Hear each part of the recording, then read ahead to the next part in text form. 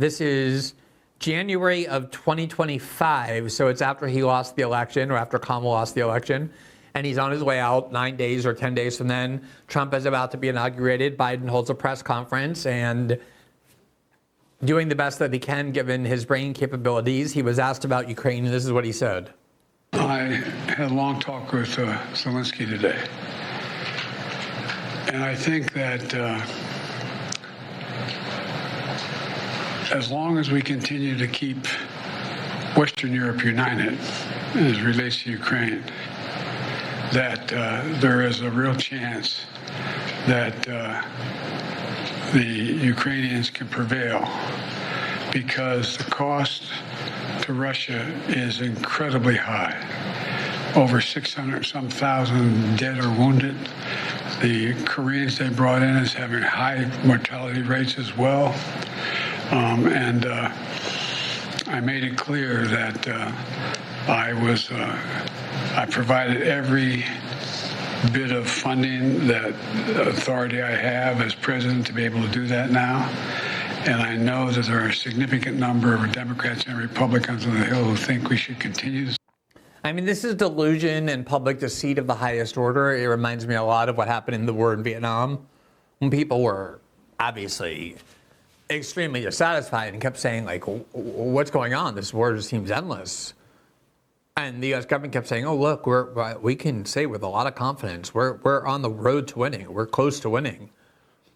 And of course, Daniel Ellsberg almost went to prison for life because he had the Pentagon Papers where internally they were admitting they had no chance of winning the war, that they could at most fight it to a stalemate. None of these people thought they were going to win this war, not by 2024 anyway. Some of them were delusional enough to still in 2023 think it was possible. That was when the great surge was coming, the counteroffensive from all the people who promised a surge in Iraq. But by 2024, it became very apparent the Ukrainians had no ability to expel the Russians. The front line, in fact, was moving in the wrong direction from the Western perspective.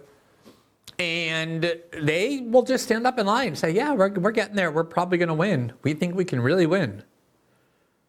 Here is a top U.S. general testifying before the U.S. Senate. This is June of 2025. So this is just a couple of months ago. Let me ask this question. This Ukraine-Russia war has been going on for a long time. A lot of people killed. We've spent a lot of money. Can Ukraine win? Senator, I think Ukraine can win.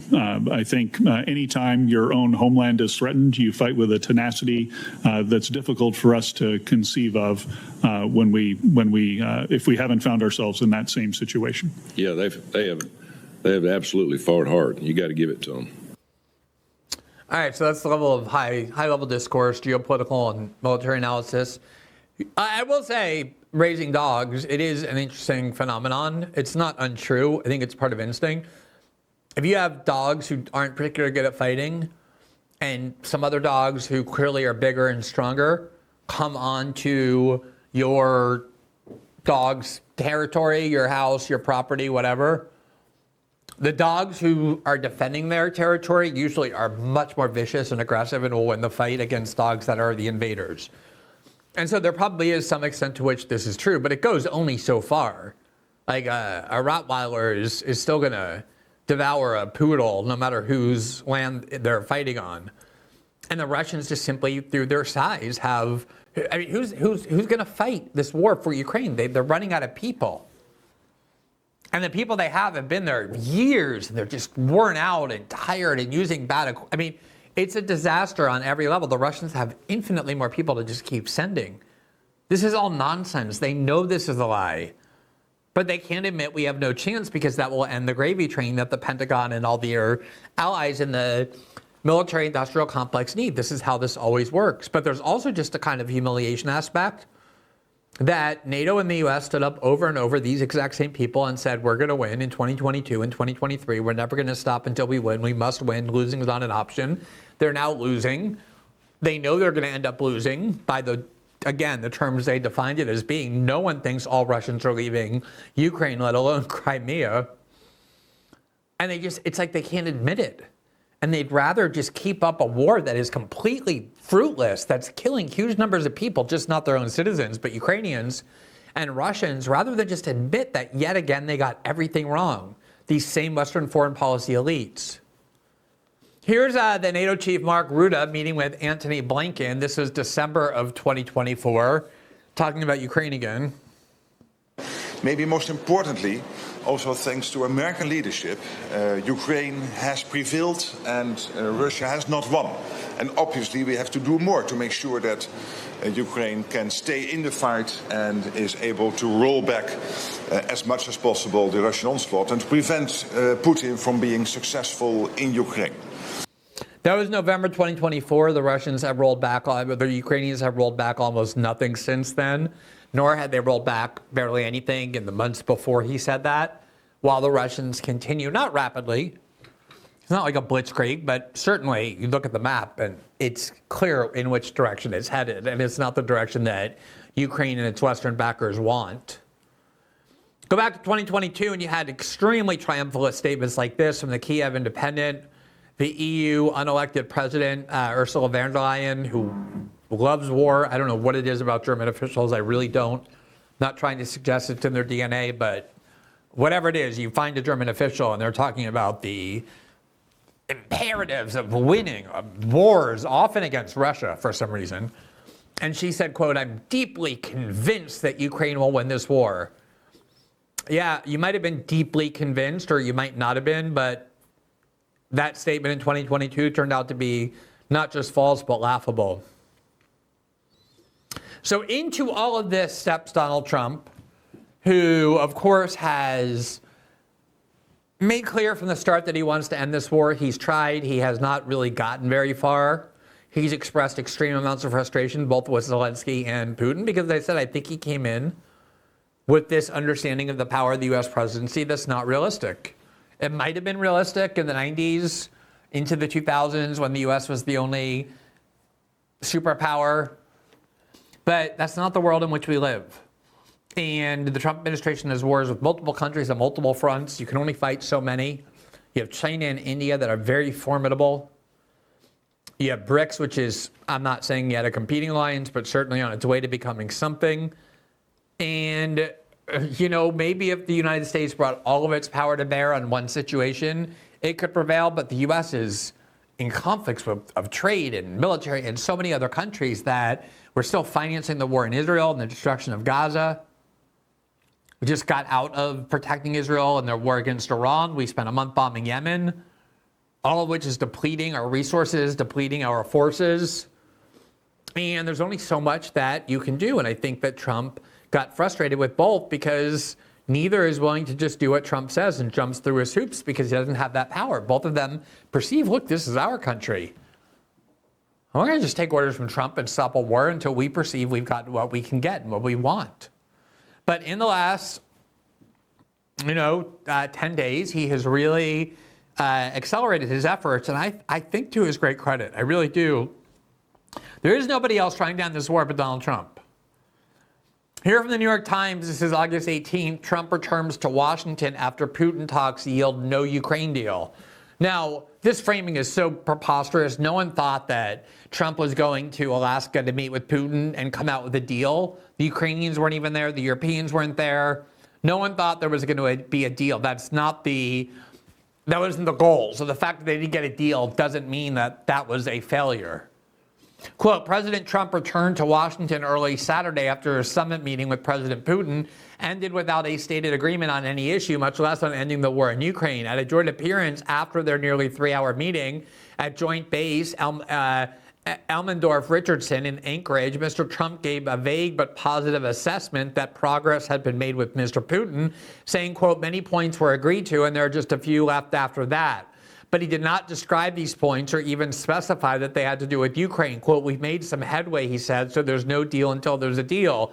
Moments earlier, Mr. Putin had signaled no change in his hardline position on Ukraine, claiming it, quote, has to do with our fundamental threats to our security. We're convinced that in order to make the settlement lasting and long term, we need to eliminate all the primary causes of the conflict, he said, repeating the phrasing he and other Russian officials have used to refer to a list of Kremlin positions that Ukraine, for the most part, the West have called unacceptable.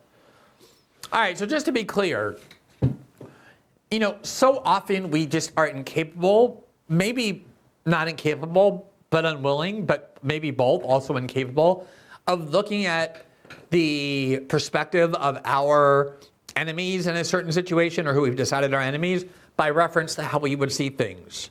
So I've certainly said this before, others have. Imagine if there were some Chinese-led force accumulating and assembling on the border between Mexico and the US, or in Cuba, or some close with great proximity to the United States. And China was arming those factions and specifically saying, go and use them against the United States, against US forces, even inside the US. Imagine if China at the same time were changing the government of Mexico, changing the government of Cuba, changing the government of various Caribbean countries or places in South America to make them more anti-American and more pro-China. Do you think we would consider that to be a grave and existential threat? To ask the question is to answer it. That's how the Russians see NATO interference in and governance in and engineering coups in and threatening to include NATO membership for Ukraine. You don't have to agree with the Russian position, but you should understand it if you want to understand this position. And so the Russian view is not that complicated. The Russian, even though the New York Times calls it hard line, I can guarantee you the U.S. would do a lot more if the situation were reversed. In fact, we almost went to nuclear war with Russia over the Cuban Missile Crisis, where the government of Cuba invited Russia to put their nuclear weapons in nuclear submarines because they were afraid the U.S. was going to attack it again, as the U.S. tried to do in 1961 in the Bay of Pigs operation that failed to change the government. So they called on the Soviets, their allies, to protect them. And the U.S. said, you're way too close to our border. And the Soviets said, we're a sovereign country. You have no right to tell Cuba what they can have and what they can't have. Same thing that we're now saying on behalf of Ukraine. Ukraine is a sovereign country. They can have whatever they want there. They can belong to whatever military alliance they want. That wasn't our view when it came to the Russians and the Cubans. And that's what precipitated the Cuban Missile Crisis, where we came very close to nuclear war. And so the position of the Russians is, we need a buffer, and that buffer should be this zone in the Donbass of these 4 oblongs, which we already control. The Russians already control them. It's not like the Russians are asking for control of them. The Russians have acquired control militarily of almost all of them.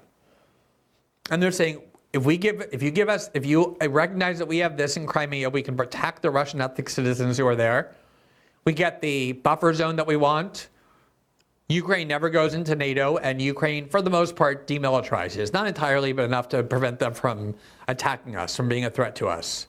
They want to deneutralize, they want to eliminate and neutralize the threat that Ukraine poses and has posed to Russia from their perspective because of NATO and US backing there. Those are their demands. And in order to do that, they need to have Russian troops stationed in what we've been calling Ukraine, which are those 4 provinces as well as Crimea. And remember, the NATO-US view from the start was victory means expelling all Russian troops. So any attempt to accept a Russian deal that includes that is an admission of defeat from NATO and the US. And that was always the problem from the first place. You could see it coming a mile away. You define victory in a way your enemy can never accept.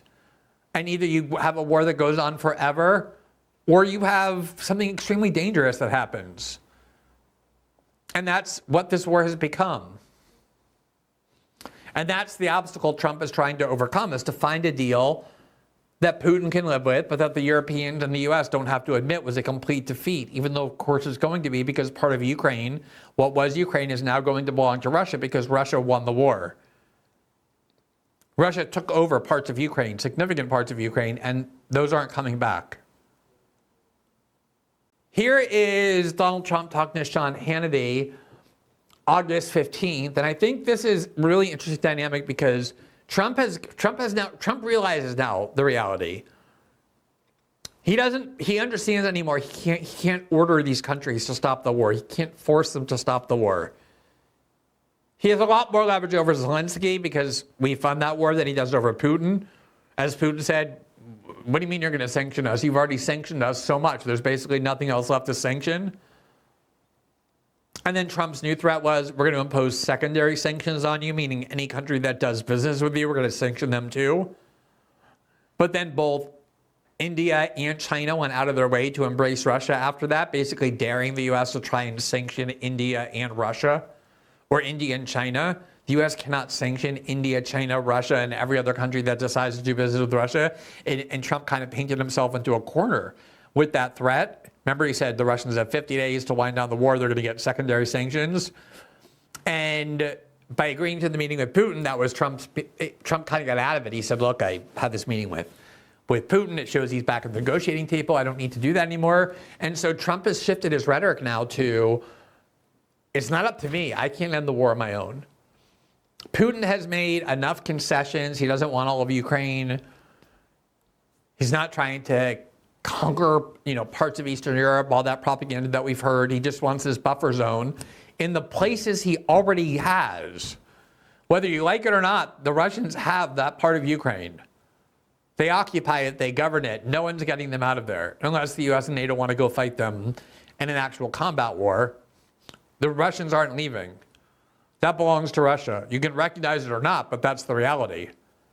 So I think in Trump's mind, Putin has a deal that maybe the world doesn't love, maybe isn't what we accept in an ideal world, but in the actual world we live in, it's kind of a deal that I think Trump thinks Putin has a rational case for, and he shifted the burden now on whether this war ends. It used to be on Trump, I'm going to get this war done. Then it was on Putin, I need him to make a lot more concessions. Now, look at where he's putting the onus to end this war in his interview with Sean Hannity. Let's play this clip. I don't think I can hear. We were together almost 3 hours, and it was very extensive. And we agreed on a lot of points. I mean, a lot of points we agreed on. But there's not that much. There's, one or two pretty significant items, but I think they can be reached. Now it's really up to President Zelensky to get it done. And I would also say the European nations, they have to get involved a little bit. But it's up to President Zelensky. I think we are, and if they'd like, I'll be at that next meeting. They're going to set up a meeting now between President Zelensky and President Putin. And myself, I guess, I didn't ask you about it. Not that I want to be there, but I want to make sure it gets done. And we have a pretty good chance of getting it done. No, I don't say at all that Trump's ability to get this war ended is remotely guaranteed. And I think he's come to the understanding that it's not remotely guaranteed. He talks a lot differently now in terms of his tone about his ability to get it done. It used to be, oh yeah, I'll get it done. I'll pick up the phone. I know both of them, and I'm going to say, knock it off. And remember, that was his tone. For the first couple of months, he would tweet, Vladimir, knock it off. I'm not happy. And you can imagine what the reaction in Moscow was to that. And I think Trump has given up the idea that he can unilaterally dictate to these parties that they have to end the war, that it's going to require delicate diplomacy, and there may be no diplomatic solution that both sides can reach.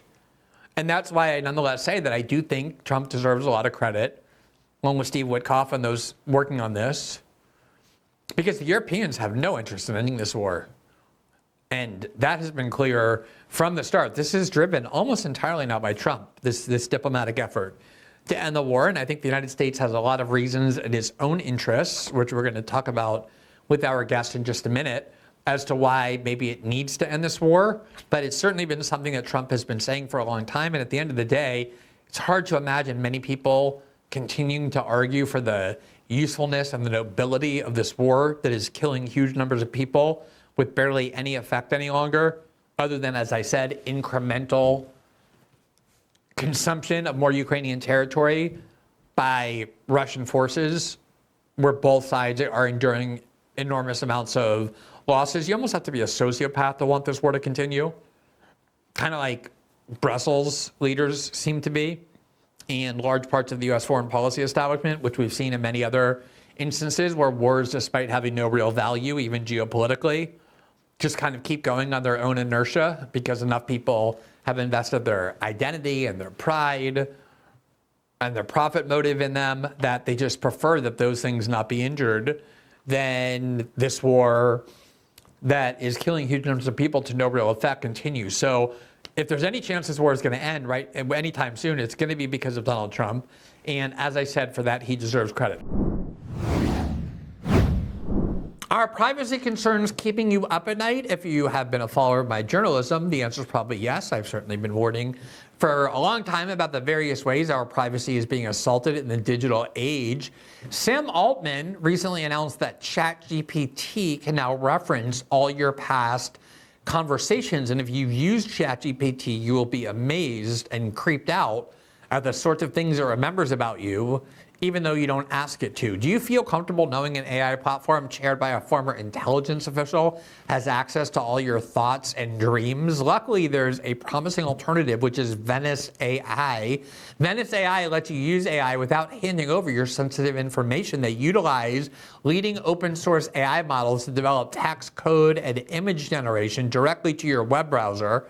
And the interface looks stunning. There's no downloads, no installations, and your conversation history is stored only in your browser, keeping your privacy intact. With Venice AI, you can ask it to explore stimulating hypotheticals about future events, generating images without restrictions, upload PDFs for summaries, and even modify how Venice interacts with you. And with their Pro plan, you can do all of this without any limitations. I've been using Venice AI, especially after I started realizing what ChatGPT is doing, and it's been a game changer. I can ask it almost anything without it worrying about my data being shared. It's versatile, allowing me to switch between different models and generate unique images. If you want to use AI without fear of handing over your most intimate thoughts that then get retained, you can get 20% off of the Pro plan using my link, venice.ai/Glenn. Don't miss out on this opportunity. Click the link in the description and use the code Glenn to get started today. Thanks for watching this clip from System Update, our live show that airs every Monday through Friday at 7 p.m. Eastern, exclusively on Rumble. You can catch the full nightly shows live or view the backlog of episodes for free on our Rumble page. You can also find full episodes the morning after they air across all major podcasting platforms, including Spotify and Apple. All the information you need is linked below. We hope to see you there.